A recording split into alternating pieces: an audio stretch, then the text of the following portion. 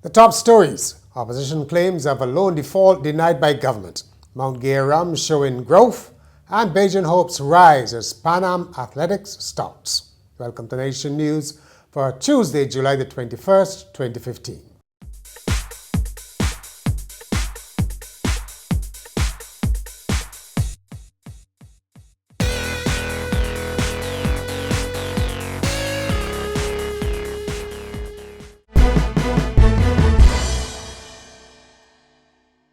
Finance Minister Chris Sinclair has rubbished an opposition claim that Barbados has defaulted on a $450 million loan from international financier Credit Suisse.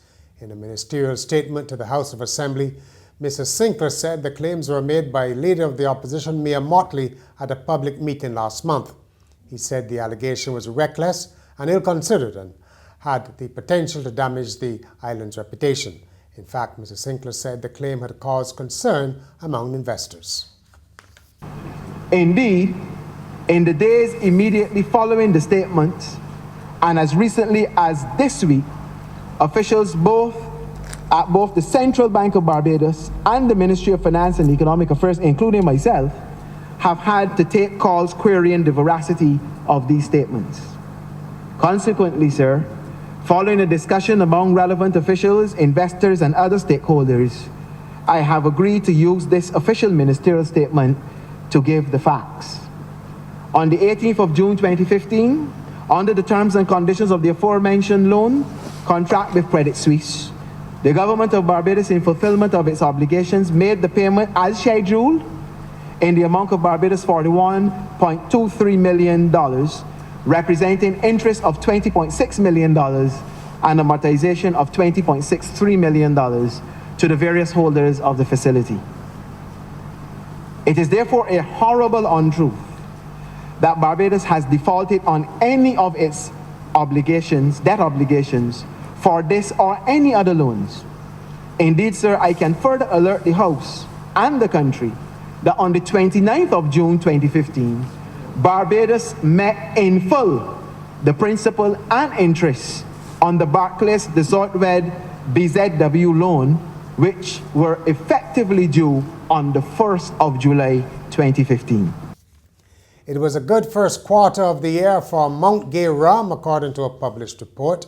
Mount Gay achieved double-digit growth thanks to very favorable mix effects, in particular its Black Barrel and XO brands, in the United States, Barbados, France, and in travel retail. It was also announced that Mount Gay Distilleries had bought the 330-acre Mount Gay plantation in January to create what the French owners Remy Cointreau says is a true luxury rum brand. 4 unemployed young men have been remanded to prison on a joint charge of burgling a business place and stealing money while being armed with a gun. They are 21-year-old Sean Lenny Mathias, 18-year-old Shaquan Sherwin Critchlow, 18-year-old Carl Trevor Krishna, and 17-year-old Jelani Tremaine Yard. They appeared in the District 8 Traffic Court on Monday, charged with entering Eddie's Tire Service last Thursday and stealing more than $1,300 from 2 men.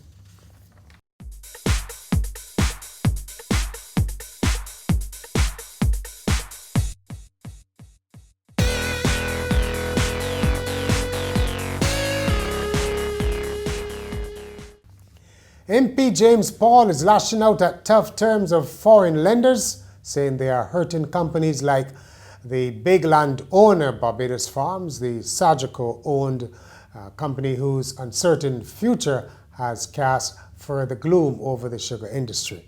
Mr. Paul, the CEO of the Barbados Agricultural Society, says the conditionalities are preventing Barbados Farms from accessing much-needed assistance.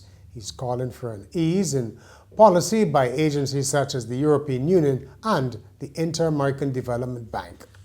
In many cases, the funds that are available from whether or not be IADB, whether or not be the EU, are steeped with conditions. And sometimes the very sectors that need it, because of the type of conditions that they have on them, they cannot access it. And what they do is that they stymie development of the traditional agricultural sector, which works to the disadvantage of the non-traditional agriculture sector. And this is one of the problems that I think that we have to address in the region, and we have to say to the Europeans, we have to say to the Americans that stop providing funds that are out of reach. Seismic activity continues to take place to the northeast of Barbados, with 3 earthquakes occurring in less than 15 minutes on Monday night. The largest had a magnitude of 4.5 and occurred at just after 7 o'clock. It occurred 136 kilometers off Bridgetown at a depth of 18.5 kilometers. Up next is Hayden Gill with this week's commentary on earthquake preparedness. As Caribbean people, we've grown accustomed to living in the hurricane belt and preparing for those seasonal storms which may or may not develop into hurricanes.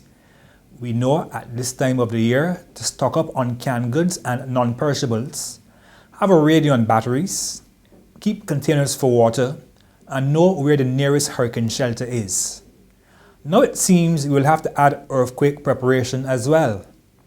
Last Thursday, Barbadians rushed from their homes and offices after feeling the tremors from a 6.4 earthquake.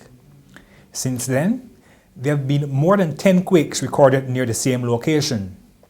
We need to approach earthquake preparation with the same seriousness as we do hurricanes. Experts keep saying the region is due to be hit by a large quake. Be prepared.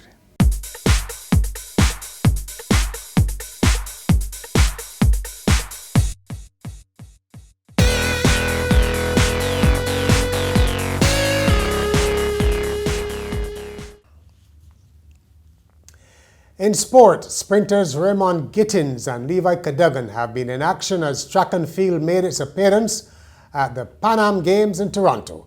Gittins and Cadogan advanced to the semi-finals of the 100 meters to be run later.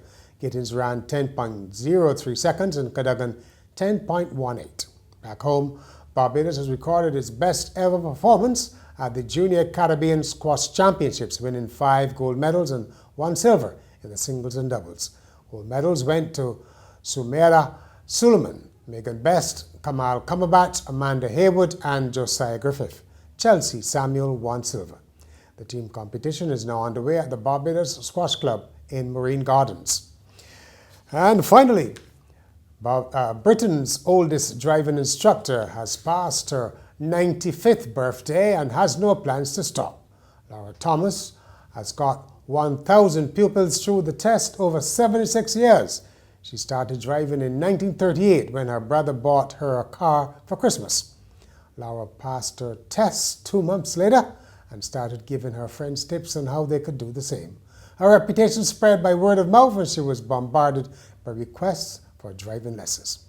Laura has no plans to hang up her L plates and can still reduce teenagers to tears with her old school teaching technique. I suppose she also gives them a slap around the head. That's Nation News for Tuesday. For more, log on to nationnews.com as well as YouTube, Facebook and Twitter. And remember to pick up your Midweek Nation on Wednesday or subscribe to our e-paper.